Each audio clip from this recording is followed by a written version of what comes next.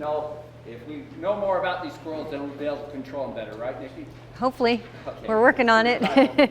Okay, great. Thanks. So Mark has threatened that if I can't talk loud enough, I have to use the microphone. So those guys in the back, can you hear me? You're teasing me. He's teasing.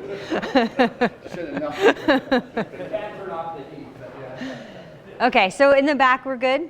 You can hear me just fine? Okay. If at any point you can't hear me, we'll grab that microphone and not a problem.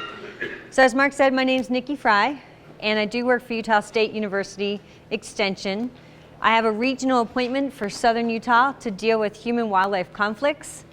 So that means working with agricultural pests. It also means working with urban pests like raccoons in your chimney and skunks under your shed, fun things like that. And then also I deal a lot with threatened and endangered species on private lands. So lots of fun topics, but a wide variety of species. Today we're going to talk mostly about ground squirrels. There's a lot to tell you, but I'm going to try to focus just on the things that I think can help you control them in your ag fields a little bit better. And we don't have a pointer, right? So I'll just lean forward. I do have. Oh, wonderful. Use the arrow. Okay, wonderful, thanks. So first let's figure out what ground squirrels we're talking about. We are talking about the Paiute ground squirrel in Beaver County, recently considered the Townsend's ground squirrel. It used to be the Townsend's ground squirrel with 7 subspecies. Now all the subspecies are their own species based on genetic analyses, but they look the same and they do relatively the same thing. So you can call them Townsend's ground squirrels and still be okay. This map shows you the distribution of the Paiute ground squirrel. It can cohabitate with other species that are associated with Townsend's ground squirrels, but this is pretty much the distribution of the ground squirrels that you're going to find in Beaver County. Mostly in their natural habitat is the sagebrush steppe communities, very arid environments. So that makes them unique compared to other ground squirrel species. All ground squirrels have certain similarities, that they all do the same things like burrowing for certain lengths of time each year, and the number of offspring they'll have each year. Very similar, but each species does things just a little bit differently. So you may have experience with another ground squirrel, and then I'm going to tell you something that might not be exactly the same as what you're used to seeing in a different county, and that's okay. Neither one of us are wrong. It's just they adapt differently to different climatic conditions in every county. There we go. It's just going to take a minute. Okay. So the point today of my talk is to talk to you about how we can use biology as a tool to make our lives easier, to make management more effective so that you're not wasting time and money trying to do things that aren't going to work for our species. For California ground squirrels, which are a completely different species altogether, Extension's made this really fun wheel of management. And so what they've done is looked at the different behavioral sections of a ground squirrel's life, like breeding or gestation, young above the ground, things like that, and tied that to different management strategies. So I'm going to take that principle and talk to you about what Paiute ground squirrels are doing each month of the year or each part of their natural history. And by knowing what they're doing biologically, that can help us determine what tools we need to use. And hopefully it will help you out. When we're talking about population management, we basically have 2 options. We can reduce the birth rate, so somehow do actions that decrease how many offspring are born each year, or we can increase mortality, meaning that the general population, we increase our effectiveness at killing over time. So my recommendation is we do both. We find a way to A, decrease how many pups are born each year, and B, let's decrease the residual adults left after we do that.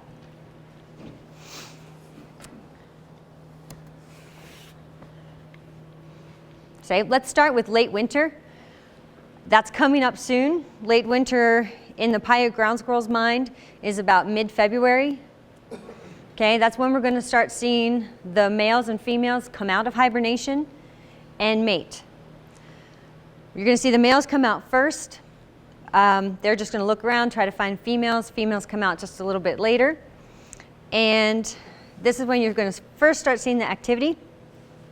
They have like what we call a scramble reproduction, where the males just try to be the first one to find a female and mate with her and be done with it. Once the female has mated, she's going to go back underground and start gestating, start getting her nest ready, start eating some more seeds, trying to put on fat in order to raise the babies. So that's what they're doing. You just have males and female adults running around. What can we do with that? Well, the best thing to do is fumigate. Okay, this is when their metabolisms have ramped up, so fumigating is going to work really well. You can do some sorts of methods that are going to rip up the burrows. And what we're trying to do at this time is kill the adults before they start having offspring. So kill them before they start making babies. And we'll talk about why that's important in a couple slides. So we're activities that will kill those breeding adults. There's nothing to eat usually at this time of year. There's very little green up in our ag fields, so this is when the baiting program that Mark talked about is going to be the most effective, and that's the fact sheet that he passed out to you guys. So this is when you can still get them to eat that bait, and you can cause mortality before any offspring are born.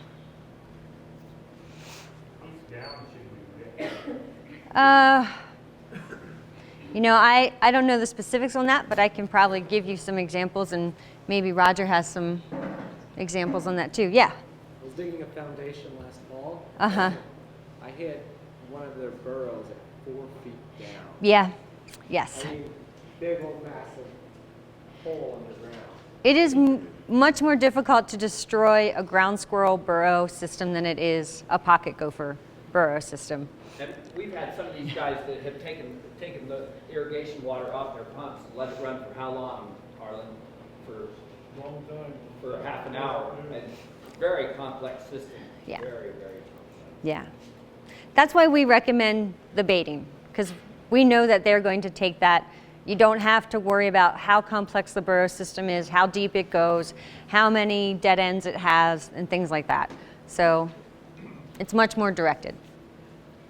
So once we've passed the mating stage in that mid-March period, this is where things get a little bit more tricky. I'm going to go over the breeding biology so you can kind of get a gist on what's happening underground. Once the females mate, they gestate, or they grow those babies inside for about 24 days. So rapid gestation. So from mating to birth can be 24 days. So that leaves us with most of the offspring actually being born the end of March, beginning of April. Yeah. How dependent are the pups once they're born? Extremely dependent. They are what we call altricials, so they're just like us. They're born blind, naked, and I think I have here, yeah, they don't even open their eyes until about 19 to 22 days old. So Yeah. if their direct parent dies, will they die? Or Yes. Will they be adopted? Oh no, they'll die. Yeah. Once they're moving above ground, if their parent dies, they may be adopted by another female above ground, but in the nest, it's very much dependent on the mom. Does she come up her feet immediately after she has young? No. Is there a time period in which she stays underground? Most of the time she's going to stay underground with those pups, but she could possibly come up once or twice a day. It depends on whether or not there's green up yet. So if there's no reason for her to come up, she's just going to stay underground and eat the seeds. Eat those seeds and vegetation that she's stored underground. So most of the ground squirrels we'll see during this time period will only be males? Exactly. Mm-hmm. Yep, most of them you're just going to see males. Which at that point doesn't matter anyway. They've done They've already done their job, yeah. So, yeah. The damage is done at that point. By March, the damage is done. The offspring are being produced, okay? They do only have 1 litter per year and upwards between 4 to 9 pups per year. And how many pups they have is dependent on their body condition. So if they were able to eat a lot of food the year before, they were able to store a lot of seed and have good body condition through February, they're going to be able to have more pups. So the thing that always comes up is these guys all see little ones in the fall. So Yep. they think, a lot of them think that we're going to have a second generation, but that's not the case, right? No, and I'm going to talk about that when we get to summer.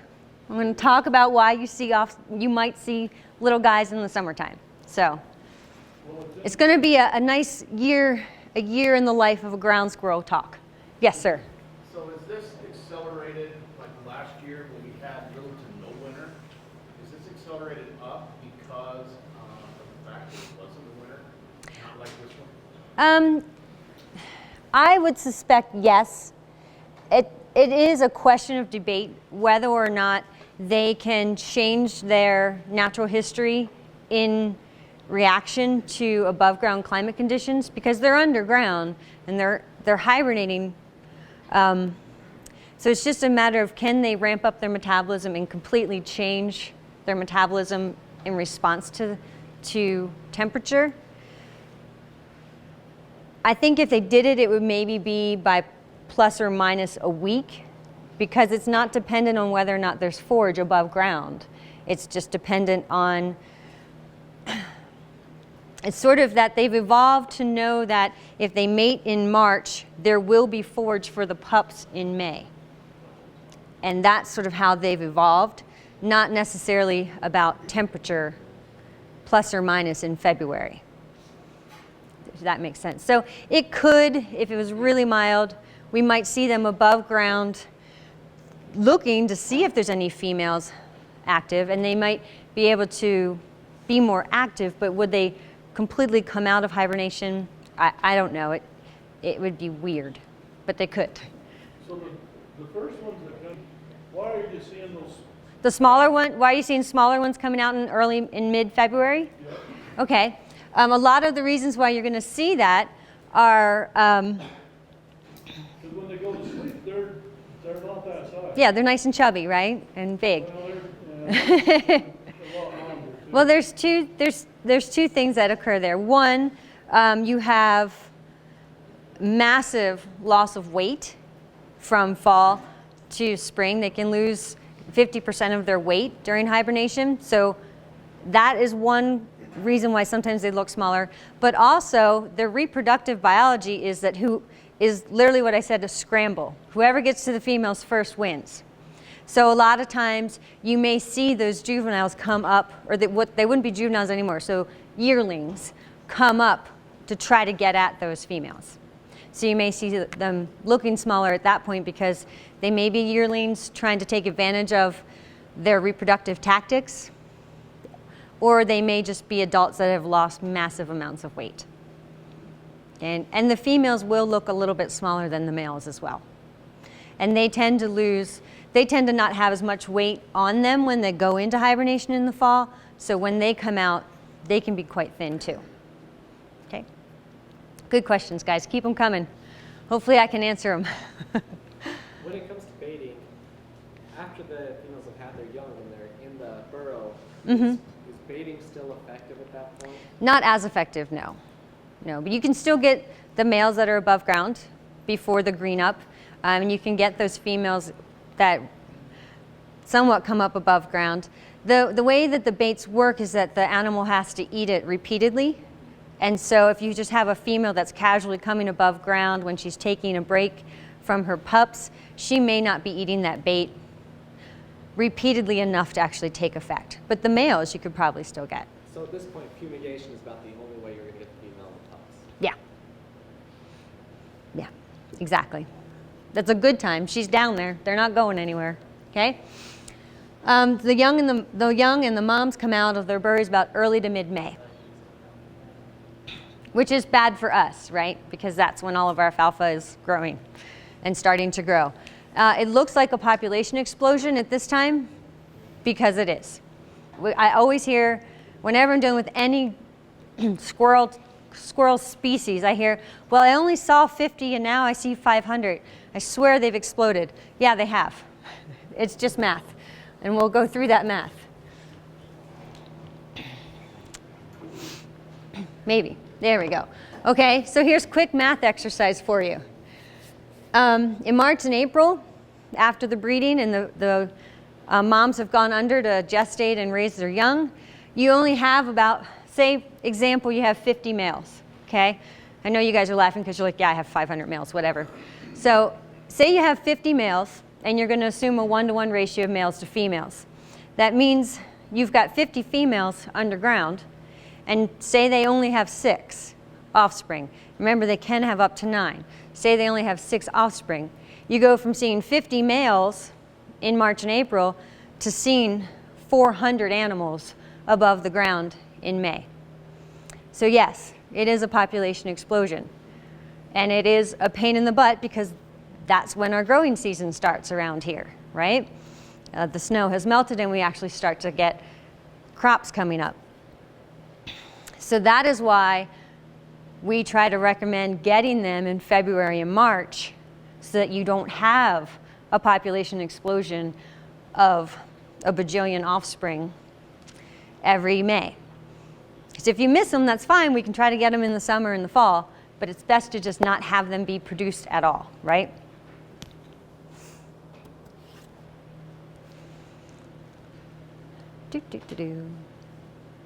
All right. In addition to the number of offspring that a female can have each year, females can be reproductive their first year. So they're born in May, that following March, they can be mated and rear offspring. Males generally don't reproduce until they're 2, sometimes 3, depending on the density of the population and how much competition those yearlings have with the older males. In Snake Valley, Idaho, it's a smaller density of Paiute ground squirrels. We see about 30 to 32 individuals per hectare. And you can see that there have been much higher densities of Paiute ground squirrels recorded elsewhere. I'd be willing to bet that Beaver County's up there with the 296 to 331 per hectare, right? Yeah. That might be a silly question. I've never paid attention. Can you readily tell the difference between the males and the females? No, unless she's lactating, and then you could see the evidence of lactation. But otherwise, like their anatomy. When you have them in hand, you can. Okay. Yeah. I've never paid attention. Yeah, when you have them in hand, and certainly during the breeding season, but the male anatomy is rather internal, except in the breeding season. And then The males are usually a little larger, aren't they? they are a little larger, yep. But that only helps you if you've got 2 for comparison, I right? mean, if you were out shooting them and you wanted to just see what you were killing, males or females. Yeah, you could shoot it, pick it up, and tell. Yep, yeah. In the summer, it's a little bit more difficult, but in the spring you can definitely tell. So in the spring, when you're having the males and females above ground, the pups have started to come above ground, they're eating, that's all they are. They're eating machines. They're eating food to get fat so they can go below ground starting in July. And they actually, in their native habitats, will only be above ground for 4 months out of the year. The rest of the time, they're either estivating or hibernating. And that can begin as early as July 1 for an adult male that's rather heavy. By July 1, he's underground for the rest of the year. The juveniles and the females are still putting on weight, so they'll wait till it gets hotter than they can stand and then go below ground. Come on, there we go. Okay, so quick vocabulary check so that you guys are talking the same language that I'm talking or can understand the language that I'm talking. When I say estivation, it's similar to hibernation, but it's what happens in the summertime. So about mid-July, the ground temperatures get too hot, and in their native habitat, that's when the vegetation has died off and has mostly gone to seed. So the natural history of the species is to go below ground into estivation. With estivation, the metabolism slows down. So their appetite obviously is going to slow down. And it's a way for them to cool their body and therefore retain some calories, not need as many calories as the food availability is going down.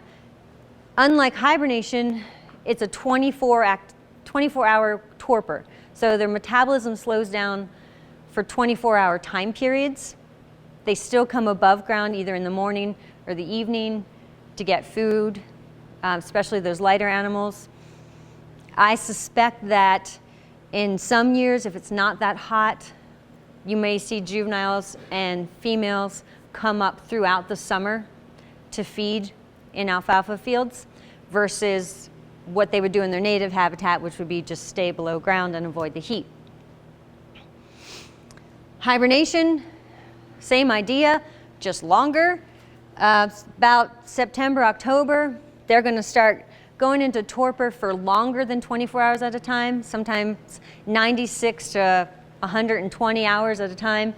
Their body temperature drops down to actually almost freezing, so 33, 34 degrees, and they are extremely lethargic. You could go in and pick them up, play catch with them, and they're not going to do anything. I don't recommend it, but you could do that. So they're going to stay asleep for 96 to 100 to about 120 hours, but they still have to wake up. They'll ramp up their metabolism, they'll wake up, they'll eat the seed that they stored all summer long, and then go back to sleep for another 96 hours or so. So there is activity, it's just not frequent activity. They sleep pretty hardcore. This is a way for them to conserve energy during the time periods where there's no food for them. And just for you to remember the difference between estivation and hibernation, I got some pictures here. There. So estivation, kind of just like a quick nap. They're just chilling out, trying to keep their body temperature low, trying to save energy when it's really hot. You'll see this a lot with prairie dogs, where you can see the prairie dogs really active in the morning and active at night, but you don't see them out during the day. So the ground squirrels are very much the same way, but sometimes they don't even come above ground. They just eat seed that they've already stored below ground. Hibernation, much more deep sleep. They're your typical hibernation. In fact, squirrels are the best hibernators of any mammal species. Okay, so let's go back up a little bit. For spring management options, baits are good until green up. Okay, so you can still get the males that are above ground, some of the females that are above ground, until green vegetation is available. Once green vegetation is available, they don't care about your bait anymore. They just want green vegetation, especially alfalfa, because alfalfa is very nutritious and yummy. If you had the time, you could try to do burrow ripping. Burrow fumigation may work. Again, especially for those females maybe whose pups haven't come above ground. We have some experience that baiting on green baits, for example in Nevada, they put strychnine on cabbage, and so they can get the ground squirrels to eat the cabbage because it's a green bait, and then have some mortality in that respect.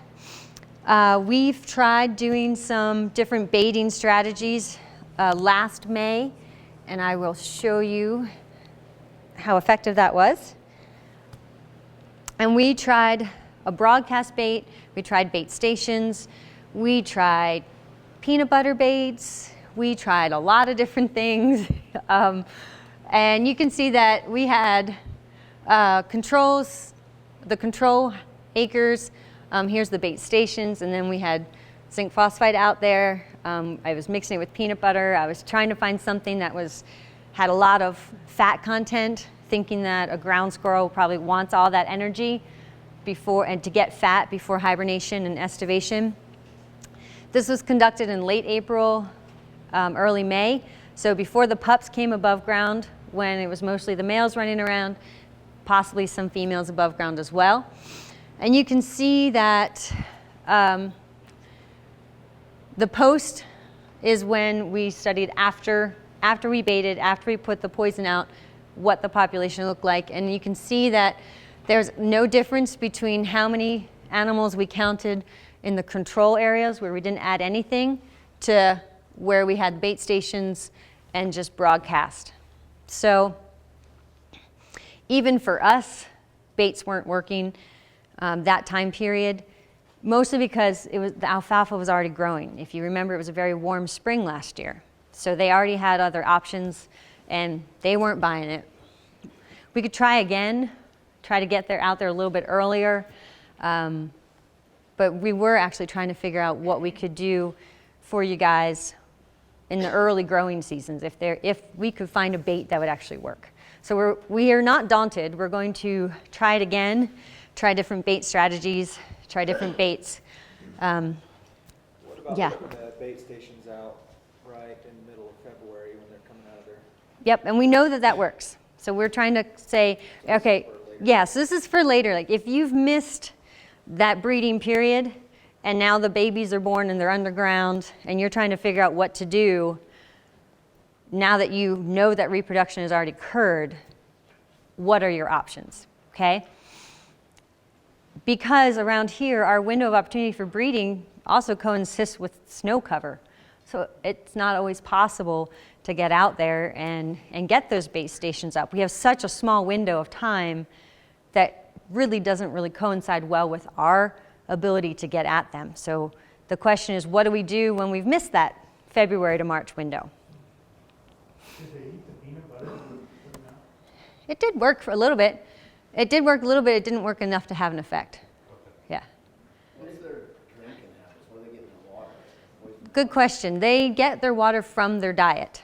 So they don't openly drink water. And that's one of the reasons why they go underground in the heat of the summer, is because they don't actually drink. I'm not saying they won't, because I know someone in here is going to say, but I saw them. But generally speaking, they're going to get their water from their food, which is why they love green vegetation in June, because it's a little bit hotter, but that vegetation is actually going to give them a little moisture. And in fact, in their burrow system, because of their body's respiration, there's actually humidity, a higher humidity in the burrow system than above ground. So that actually helps them fight dehydration as well. So they have the humidity of their burrow system and their food, and then that's pretty much all they need. Which isn't to say they won't drink water, but you're not going to see them at a pond lapping it up. Okay, so from June to July, we've got the pups above ground now, the females are above ground, and you've seen your population explosion of 400 animals in our hypothetical situation, right? The native biology is that they're going to continue to eat greens until everything seeds out. They're going to keep storing those seeds underground for estivation and for hibernation. And then sometime in July, they go below ground. What happens in alfalfa fields or ag fields is a little bit different. I hypothesize that they're going to stay above ground a little bit longer, especially those lighter weighted animals like the juveniles and the females. They are going to stay above ground a little bit longer because they still have that opportunity to get food. They still have all of your wonderful crop fields to eat from. In addition, there's not as much seed because it is a crop structure. There aren't grasses going to seed for them to cache underground. So they have to take advantage of the alfalfa and the other fields in lieu of this native seed bank that it's their natural history to take advantage of. So the questions that we still have are similar to the mating and the hibernation questions, like, well, are they hardwired to go down in July based on temperature, or is it based on their percentage of fat in their body that takes them underground? And these are questions we just don't know for this species. Is temperature hardwired, or I'm sorry, is estivation hardwired by date, or is it body weight, or is it temperature, or a combination of things? During this time, they're eating your fields, but their natural history is to just eat seed, okay? So a lot of people say, well, that's cool. Can we just bait them and give them seed again? That's not really a good idea because, again, with a lot of the pesticides that we're using, they have to eat that seed regularly enough to have it be effective, to have that poison be effective. And what they're really doing is gathering that seed and caching it underground. And once it goes underground, it's not as effective. One thing that we did try to do to see if we could trap the juveniles above ground. We have in other ground species seen that trapping juveniles or trapping adults in June and July could work if you could find an effective bait to draw them in. And this is where we found out the peanut butter worked really well. Not well enough to make this an effective strategy, but well. So we tried the tube traps, which you can see on the back wall over there. We tried the wire traps, which are also on the back wall. And then we tried what's called the squirrelinator, which is a multiple squirrel trap, where hypothetically, is one in back there? Oh, okay, one is back there. Yeah, if anybody wants one of those, we'll make you a good deal. Yeah. Well, I bought that one and tried it, and it just worked its way up. That doesn't surprise me. I guess it surprises me a little bit, but now that you say that, that makes sense. So, I sent it back. I'm not sure if it had smaller holes, if it would work better. I don't know. We didn't even have any of our traps tripped. So our doors remained open the entire time. So it didn't work at all. In 48 trap nights, we did have mortality in the tube traps 8 times.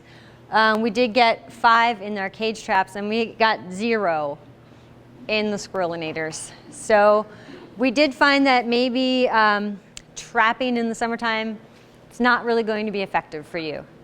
If you have particular problems, different times of year, maybe, I don't even know, in a storage shed or something to that effect, I would recommend the tube traps.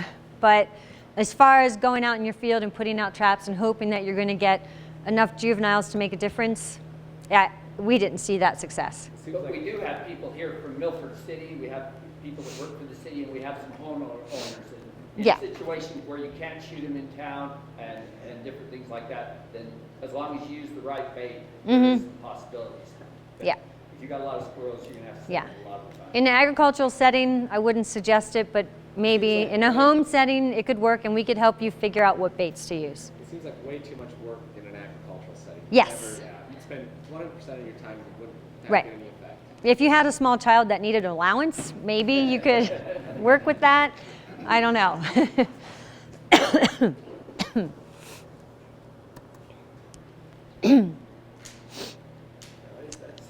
I don't know.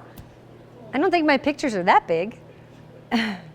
So our June, July management options, just a lot of question marks there. There's really not a lot that we can offer you at this time. We're trying to come up with something, but again, traps aren't effective.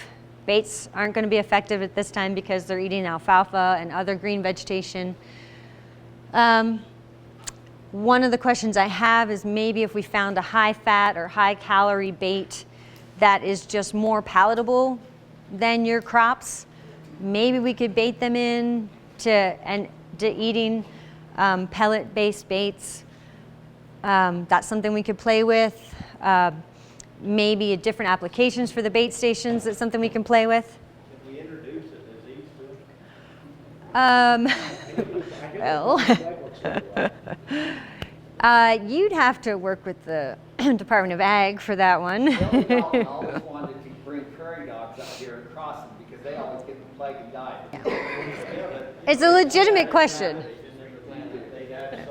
What's happening in our situation, and if they were all condensed and stayed together, they probably would get sick, but ours just keeps spreading out. Yeah, we could play with that, certainly. It's not a new idea, introducing diseases to decrease densities of unwanted animals. Most of the time when that is a legal option, it's for an invasive, like a non-native invasive species. I'm standing here having a hard time thinking of when we would apply that for a native invasive.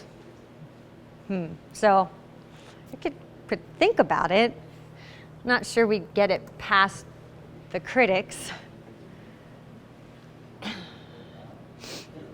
Question? Yes. Have you tried flake corn as a bait? I haven't, have you? Yes, and I tried all different kinds, when we were doing these traps last year, that was the one. How about abortion? It's, if you could find a baiting system. Well, yeah, I mean, if you could find a baiting strategy that would work, that's a possibility. We're going to introduce him in a few minutes, but we've got Dr. Roger Baldwin, who's had a lot of work in California with a lot of different things, and he's going to share later on a lot of the things that they've had success in. He's got some ideas for us here, so let's not spend too much time on that now. We'll get to that a little bit later on. Sure, it's super fun. I will say that when we were baiting, I think we ended up giving them cabbage and peanut butter rolls. So I'd spread the peanut butter on the cabbage and roll it up and throw it in the bait. So they were eating really well, but it was bringing them into the traps, and especially with the tube traps. That's, I think, how we got our 8 squirrels that way. So not exactly time effective, but it did work.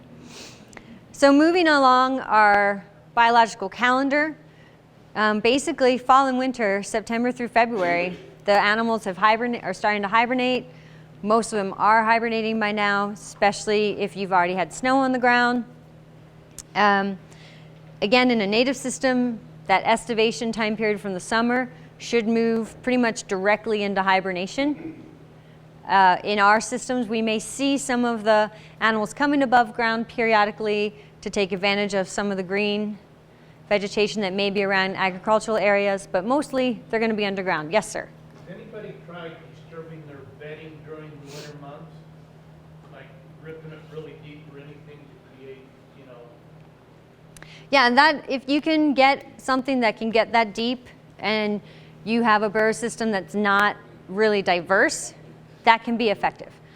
So it's just a matter of the fact that they can have a very elaborate burrow structures that can, so it could be time costly. Are they moving around much during the winter? Like No. if you hit that area, those will be dead. Yeah, if you could hit that area, you could find a way to hit that area. Deep enough with the ripper or something.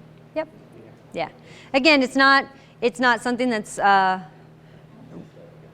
right away easy to do. You'd have to do a little bit of investigation on your property and figure out what the burrow structure is. But yeah, if you can disturb those burrows.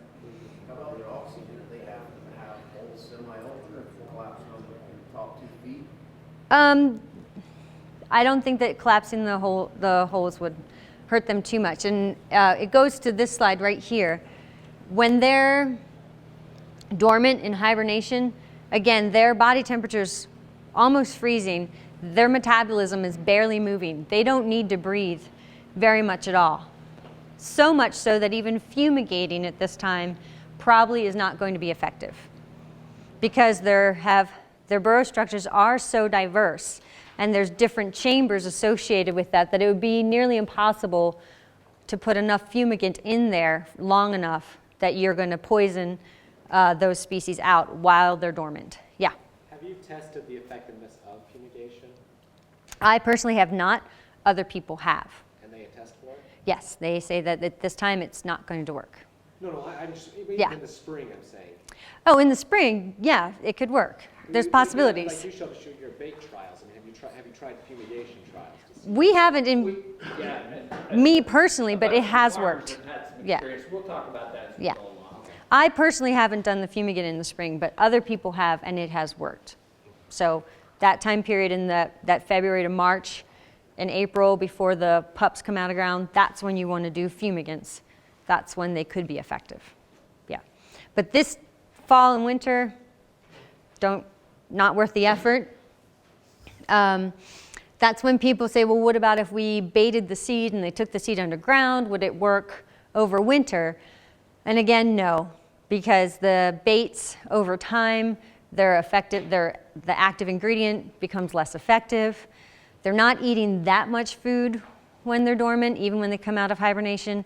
And again, their metabolism is so slow that even if they were to eat that poison, it's just not going to work fast enough to have an effect.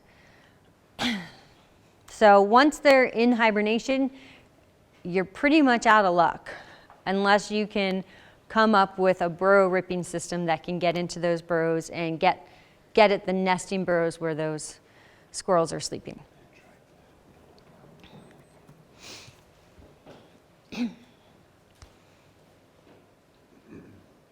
I like the pauses. It's like a dramatic. Okay, so in conclusion, since we've gone through the full year now, most of our strategies are going to be effective from February to July. So those are the times where we can do fumigants in the spring, pre-baiting in the spring before green up, and that's pretty much where we've started being stumped. We're working on the summer strategies right now. Our largest impact to the population is going to be in February and March, because that's when we get those breeding animals before the pups are even born. So while the population is already low, the animals that are going to die over winter are dead. So when you start in the spring, that's the smallest population each year. The smallest population size is right there in the spring, late February to early March. So that's the best time, the most effective time to kill them, because it's already a lower population. But if you miss that time period, then you need to try to get them once those pups come above ground and before green up, which in our systems is sometimes impossible because green up occurs before the pups come up. But we're still working on it. We're working on summer bait options, trying to find something more attractive than alfalfa if possible. We can see even in the summertime, you can just tell that the squirrels are in alfalfa, but they're avoiding all the other crops. It's just a really nutritious commodity. We do recognize that it's a small window of opportunity, just from February to May. It's not a whole lot of time. February to July, if you can find a summer strategy. So knowing the biology, knowing what you're targeting, what stage of their biology that they're in, is really what's going to be the most effective. Because we don't have a large window of time to get things done, being the most effective and most strategic is what's going to save us, essentially. So with that, if you have any more questions about biology, I can help you out, or we'll move on to the next speaker. Yeah.